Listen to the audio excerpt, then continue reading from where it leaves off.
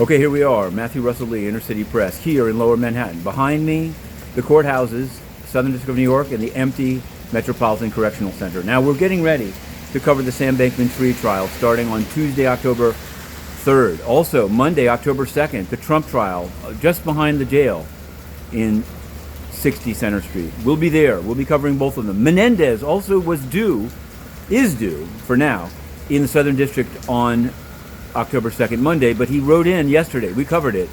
His lawyers wrote in and said he's too busy. He's too busy down in D.C. Now, there might be a shutdown, as you may have heard, but I guess they've got to stay. In any case, he seems to not want to show up.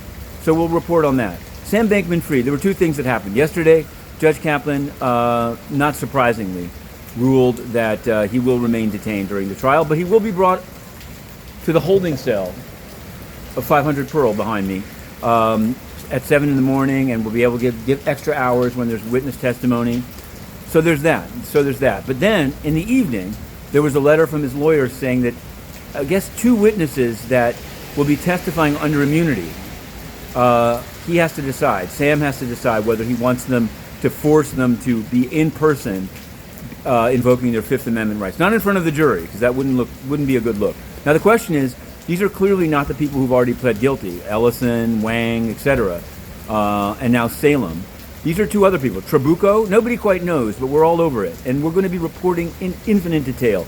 But now, an exclusive UN scandal. The President of the General Assembly, Dennis Francis, resisted posting his staff members. We, banned from the UN as we are, repeatedly wrote to Monica Grayley saying this is an outrage. John Ashe, the former President of the General Assembly, was indicted. He then died under his own barbells. Let me get to the point. On the staff of Dennis Francis is a man, Ralph Cater is his name. He was listed as the foreign minister of a fake country, Monte de Agrella. Monte de Allegra. Look it up. We wrote it. We exposed that. He asked me to take the story down.